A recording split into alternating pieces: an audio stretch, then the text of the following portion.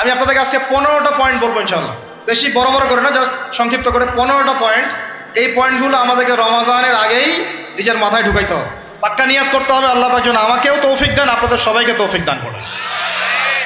রমাজানের প্রস্তুতি নাম্বার 1, আমার সেটা বলেন। রমাজানের প্রস্তুতি নাম্বার 1 হচ্ছে যত দুনিয়াবি কাজ আছে সেই কাজগুলোকে কমিয়ে ফেলবো। দুনিয়াবি কাজগুলো কি করব? মানে দুনিয়াবি যত কাজ, যত ব্যস্ততা যা আছে এগুলোকে কমায় নিয়ে আসবো, যাতে রমজান মাসে আমাকে বেশি বাইরে দুনিয়াবি প্রয়োজনে বাইরে বের হইতে না হয়, বেশি ব্যস্ততা আমাকে দুনিয়ার জন্য না করতে হয়। মনে করেন যে আপনি চাইলে এখন যদি সামর্থ্য থাকে রমাদান এবং ঈদের বাজার করে রাখতে পারেন, কারণ লাইলাতুল কদর নষ্ট করে ঈদের বাজার, আর রমজানের অনেক রুহানিয়াত নষ্ট করে দেয় দুনিয়াবি বাজার ঘাট, তাই না? সবার সামর্থ্য হয় না, কিন্তু বড় বড় যে বিষয়গুলো আছে, বড় বড় খাবার, মৌলিক খাবার, এগুলো আপনি 2 মাসের জন্য বাসায় রাখতে পারেন যদি সামর্থ্য থাকে। সামর্থ্য নাই তাহলে সেটা আলাদা বিষয়। মোট কথা এটা শুধু একটা বিষয় বোঝাচ্ছি না, দুনিয়াবি যত ব্যস্ততা এগুলোকে কমায় রমাজানের জন্য প্রিপারেশন নিতে হবে। আল্লাহ পাক আমাদেরকে সবাইকে রমাদানের জন্য প্রিপারেশন নেওয়ার তৌফিক দান করেন। এটা হলো মনস্তাত্ত্বিক প্রিপারেশন, যে রমাদান আসতেছে, আমি শাবান মাসেই আমি আমার কাজগুলো গোছাই নিব, যাতে রমজানে আমি ফারেক থাকি ইবাদতের জন্য। বুদ্ধিমানের কাজ না এটা? আল্লাহ পাক তৌফিক দান করেন, আমিন। 2 নম্বর হচ্ছে ভাই, রমাজানের আমরা সবাই 30টা সম রাখবো বলে নিয়াত করি, আল্লাহ পাক তৌফিক দান করেন, আমিন। কিন্তু এখানে একটা কথা, 2 নম্বরটা হচ্ছে রোজা রাখার মতো রোজা রাখতে হবে। কি বললাম বলেন? রোজা রাখার মতো রাখতে হবে। এটা কেন বললাম, কেন বললেন ভাই? উত্তর দিচ্ছিস। উপোস থাকা, না খেয়ে থাকা আর সম রাখা এক জিনিস নয়। পানি ছেড়ে দেওয়া, খাবার ছেড়ে দেওয়া আর ইসলামী সম এক জিনিস নয়। অনেক ধর্মের মানুষ খাবার পানি ছেড়ে দিয়ে থাকে, উপাস থাকে না? হাদিসের মধ্যে নবীজি বলেছেন যে ব্যক্তি রোজা রেখে অন্যায় কাজ ছাড়তে পারলো না, মানে আল্লাহর মাসিয়াত ছাড়তে পারলো না, এই যে কাবায়ের ফাওয়াহিশ এগুলো ছাড়তে পারলো না, অশ্লীলতা ছাড়তে পারলো না, মিথ্যা ছাড়তে পারলো না, বেহায়াপনা ছাড়তে পারলো না, তার না খেয়ে থাকায়, পানি না পান করায় আল্লাহর কিচ্ছু যায় আসে না। আর রোজার বিষয় বুঝলাম। রোজা কাকে বলে ভাই? মানে রোজা মানে হচ্ছে আমি আল্লাহ পাকের সমস্ত নিষেধ ছেড়ে দিব। কি করব? আল্লাহর সমস্ত নিষেধ। রোজা থেকেছি, পানি খাচ্ছি না, খাবার খাচ্ছি না, কার ভয়ে? গোসল করার সময় 1 ঢোক পানি খেলে কে দেখবে? এই চেতনা তখন কাজ করে না? চুপ করে 1 লোকমা ভাত খেলে কে দেখবে? কেউ দেখবে? আল্লাহ ছাড়া কেউ দেখবে? কেউ দেখবে না। তারপর আপনি খান না কেন? কারণ আপনি অনুভব করেন যে আল্লাহ পাক আমাকে দেখছেন। এটাই হলো ইহসান। এটার নাম কি? ইহসান। এটাই বলা হচ্ছে হাদিসে জিবরিলের মধ্যে, আনতা আবুদুল্লাহ কাআন্নাকা তারাহ, তুমি এমনভাবে আল্লাহর ইবাদত করো যেন তুমি আল্লাহকে দেখতে পাচ্ছ। ওয়া ইল্লাম তাকুন তারাহু, তুমি যদি আল্লাহকে দেখতে না পারো জেনে রাখো ফাইন্নাহু ইয়ারাক, আল্লাহ পাক তোমাকে দেখছেন। এইটাকে বলে আল্লাহ কনসিয়াসনেস বা ইহসান বা তাকওয়া। আর তাকওয়া হাহুনা, তাকওয়া কোথায়? এখানে। আপনি সওমের 8টা পড়েন, কুতিবা আলাইকুমুস সিয়াম কামা কুতিবা আলাল লাযিনা মিন ক্বাবলিকুম লাআল্লাকুম কি তাত্তাকুন, তোমাদের উপর সওমকে ফরজ করা হয়েছে ঠিক যেমন করে আগের উম্মতদের উপরেও করা হয়েছিল। উদ্দেশ্য হচ্ছে লাআল্লাকুম তাত্তাকুন, যাতে করে তোমরা তাকওয়া অবলম্বন করতে পারো। তাকওয়া মানে আল্লাহ কনসিয়াসনেস, এই যে আমি খাচ্ছি না, পান করতেছি না, আমি বিশ্বাস করি আল্লাহ আমাকে দেখতেছেন, এই তো। সেই বান্দা কেমন করে রমজান চলে গেলেই বেনামাজি থাকতে পারে? রমজান চলে গেলে কি আল্লাহ তাকে আর দেখে না? সেই বান্দা কিভাবে সুদ খায়, তখন কি আল্লাহ তাকে দেখে না? সেই বান্দা, একই বান্দা কিভাবে জেনা করতে পারে? মেয়েকে নিয়ে কেমন করে বাইকে ঘুরতে পারে? কেমন করে গায়রা মাহরামের সাথে আমরা করতে পারি, ফ্রি মিক্সিং করতে পারি? কেমন করে সে সমকামিতার দিকে ধাবিত হতে পারে? কেমন করে সে জুয়া খেলতে পারে? কেমন করে সে মাদক খাইতে পারে? কেমন করে সে আল্লাহ দ্রোহী আইন বাস্তবায়ন করতে পারে? যদি সে এই চেতনা থাকে যে আল্লাহ আমাকে দেখছেন, এই চেতনাটাকে বদ্ধমূল করার জন্যই রমাজান আসে। বলেন সুবহানাল্লাহ। আমি বুঝাতে পারলাম রোজা রাখার উদ্দেশ্যটা কি? ওই জিনিসটাকেই আমাদের ভিতরে ইনস্টল করাই হলো উদ্দেশ্য। লাআল্লাকুম, আমার বলেন লাআল্লাকুম তাত্তাকুন। তাকওয়া কি কিনতে পাওয়া যায় বাজারে? এই যে আল্লাহ পাক আমাকে দেখছেন, আমি খাবো না, আল্লাহ আমাকে দেখছেন, আমি পান করতে পারবো না, আমার রেস্ট্রিকশন আছে, পিপাসায় গলা ফেটে যাচ্ছে একেবারে রোদের মধ্যে, তাও খাচ্ছি না কেন? কার ভয়ে?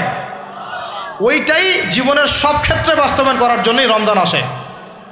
বুঝতে পারি নাই মনে হয়? ওই চেতনাটাই, একই চেতনাটাই জীবনের সবগুলো কাজে বাস্তবায়ন করার জন্য কি আসে? রমাদানের 6 মাস। আমরা শুধু রোজার ফজিলত নিয়ে বয়ান করি, রোজা রাখলে 70 গুণ নাকি হবে না, 70 গুণ হবে, 700 গুণ বাড়াই দিবে। মূল কথা ফজিলত তো ফজিলত পাবোই, মূল কথা এইটা, তাকেও অবলম্বন করতে হবে। আল্লাহ পাক আমাদেরকে তৌফিক দান করেন। কটা বলছি বলেন ভাই? 2টা মনে থাকবে। 1, দুনিয়াবি কাজ কমায় ফেলা। 2, কি রোজা রাখার মতো রাখা। 3 নাম্বার হচ্ছে, এটা আমার নিজস্ব একটা পরামর্শ আর কি। 3 নাম্বার হচ্ছে, রোজা রাখার জন্য আমাদের সাহারি করতে হয়, ইফতার করতে হয়। এই তো আল্লাহর ওয়াস্তে সাহারি এবং ইফতারে মুসলমানের মতো খাবার খাবেন, জানোয়ারের মতো খাবার খাবেন না। সাহারি এবং ইফতার এই দুটোতে কি খাবেন? মুসলমানের, মুমিনের মতো খাবার খাবেন, জানোয়ারের মতো খাবার খাবেন না। আল্লাহ পাক বোঝার তৌফিক দান করেন। মানে আমরা কিন্তু সাহারিতে কি করি জানেন? 7 পেট খাই। কয় পেট? নবীজি বলেছেন খাবে পেটের 1 ভাগ খাবার, 1 ভাগ পানি, 1 ভাগ, আবার বলি 1 ভাগ খাবার, 1 ভাগ পানি, 1 ভাগ। কার পেট খালি আছে এখন খাওয়ার সময় খাওয়ার টেবিলে? আমাদের ওস্তাদরা বলেন যে মুসলিম উম্মাহ, আমাদের ওস্তাদরা বলেন যে মুসলিম উম্মাহ খাবার টেবিলে হেরে গেছে, সে কখনো জিহাদের মাঠে জিততে পারবে না।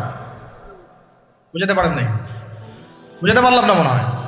যারা খাওয়ারের টেবিলেই হেরে গেছি, এখানেই তো আপনি সুন্নাহ মাফিক খাইতে পারতেছেন না, প্রবৃত্তির কাছে হেরে গেলেন। গপ গপ গপ গপ করে খাচ্ছি 7 পেট ভর্তি করে, এখানে তো খাবারের সামনেই হেরে গেলাম, প্রবৃত্তির সামনে। সে আবার কাফেরদের সাথে জিতবে কেমনে? জিতবে আগে নিজের প্রবৃত্তির উপর জিহাদে তো জিততে হবে। আমার মন চাচ্ছে যে না করি, করবো না, এটার নাম জিহাদ, এটাও জিহাদ। মন চাচ্ছে সুদ খাই, একটু খাবো না, এটার নাম কি? জিহাদ। মন চাচ্ছে নামাজ না পড়ি, ঘুমায় থাকি, মন চাচ্ছে না, মন বলতেছে ঘুমাই ঘুমাই ঘুমাই, কিন্তু নামাজ পড়তে হবে। এই যে উঠলাম, অজু করলাম, গেলাম, এর নাম কি? এটাও এক প্রকার কি, বরং নফসের সাথে জিহাদটা অনেক বড় জিহাদ বলা হয়েছে, বলা হয় নাই? এটা মানুষকে শক্ত করবে। একটা মেয়ে সেটা প্রেম করতে মন চায়, করবো না, ওকে দেখবোও না, যাবোও না কাছে, এটা এটা শক্ত থাকার নাম কি? এটা মনে নফসের সাথে কি বুঝেন? আল্লাহ পাক আমাদেরকে নফস শক্ত করার তৌফিক দান করেন। তো ভাই, খাবার ইফতারেও এভাবে 7 পেট খাবেন না, সারিতেও খাবো না, কথা করি তো ইনশাল্লাহ।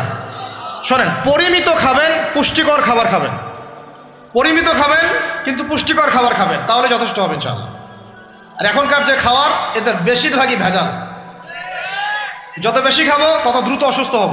তো এই যে আমরা দিন দিন যে দুর্বল হয়ে যাচ্ছি, বুঝতে পারতেছেন না আপনারা? এটা দিন দিন যে আমরা আগের জেনারেশনের মতো শক্ত না।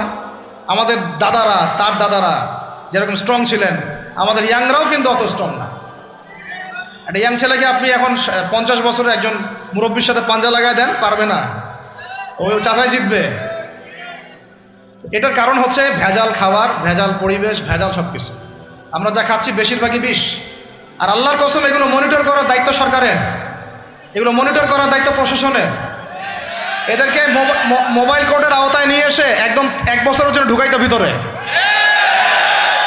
আইনের সঠিক প্রয়োগ হলে এমনি সিধা হয়ে যাবে। বাঙালিদেরকে শুধু মিষ্টি মিষ্টি কথা বলে কাজ হবে না, মাঝে মাঝে কঠিন শাসন লাগে। বড় বড় কান্ট্রিগুলো আপনারা দেখে আসেন, মনে করেন রাস্তায় ড্রাইভিংয়ের সীমা দেওয়া আছে 100 কিলো, ওরা যদি 110 120 চালায়, কেউ কিচ্ছু বলবে না, কোনো ট্রাফিক পুলিশও নাই। মোবাইলে একটা মেসেজ চলে আসবে যে তোমার এই 1500 রিয়াল 2000 রিয়াল জরিমানা করা হয়েছে। দিবানা ড্রাইভিং লাইসেন্স বাতিল, ওটা বাতিল তো হবেই, 6 মাসের জন্য জেল খাটবা। বাপ বাপ করে টাকা দিয়ে আসবে, টাকা না দিলেও আর ভয়ে চালাবে না। বাবারে বাবা, একবার 1500 রিয়াল খাইছি, আবার খাওয়া যাবে। আইন শুধু থাকলে হয় না, আইনের একদম কঠোর বাস্তবায়ন থাকতে হবে। এই জিনিসটা যদি থাকে, দেখবেন সমাজ ঠিক হয়ে গেছে ইনশাআল্লাহ। আল্লাহ পাক আমাদের সবাইকে কথাটা মন থেকে বোঝার তৌফিক দান করেন। আমরা কি কারো শত্রু? আমরা সবার শুভাকাঙ্ক্ষী।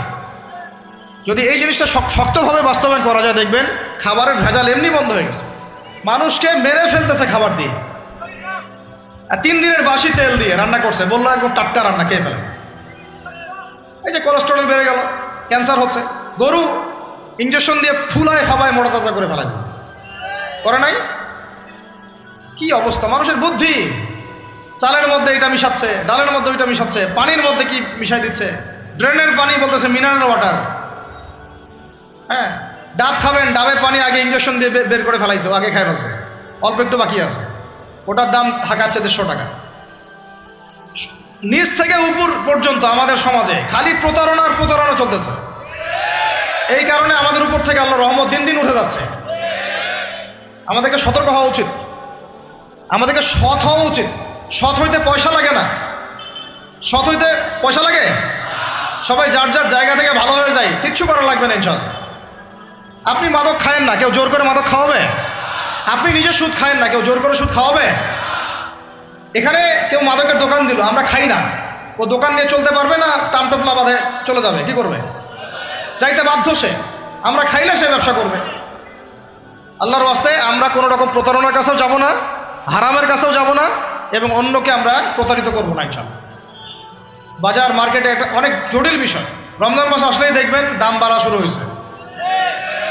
এখনই অসাধু ব্যবসায়ী যারা, ওরা রিস্টোর করে ফেলাইছে, ওরা আবার সিন্ডিকেট করে ফেলবে যে এই দামের বাইরে যাবে না। তখন আবার দেখবেন যে সরকার বিপাকে পড়ে গেছে, দাম আর কন্ট্রোল করতে পারতেছে না, তখন ভর্তুকি দেওয়া লাগতেছে, আবার ওদেরকে আইনে আনা লাগতেছে।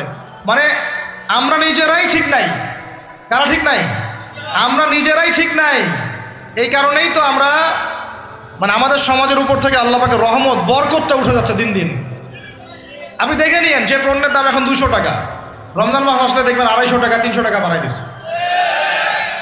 এটা ব্যবসায়ীরা করবে, অনেকেই, অনেক অসাধু ব্যবসায়ী করবে, এটা অনেকেই করবে, এখনো চলতেছে। আমাদের বাংলাদেশে এমন কিছু নাই যেটা উৎপন্ন হয় না। আমরা যদি আমাদের এখানে সঠিক জাকাত ভিত্তিক অর্থনীতি থাকতো, এবং সততা থাকতো, ইনসাফ থাকতো, আমানত থাকতো, আমাদের জিনিস আমরা খেয়ে শেষ করতে পারতাম না, এরপর বাকিটা রপ্তানি করতে পারতাম। অনেক কথা ভাই, এগুলো অর্থনীতির বিষয়, আরেকদিন কথা হবে ইনশাআল্লাহ। রমজানে আসছে যেহেতু এতটুকু নসিহত করি। 3 নাম্বার, যে ভাই আমরা এমনভাবে খাবো না যে খাওয়ার মনে হয় জানোয়ারের খাওয়া।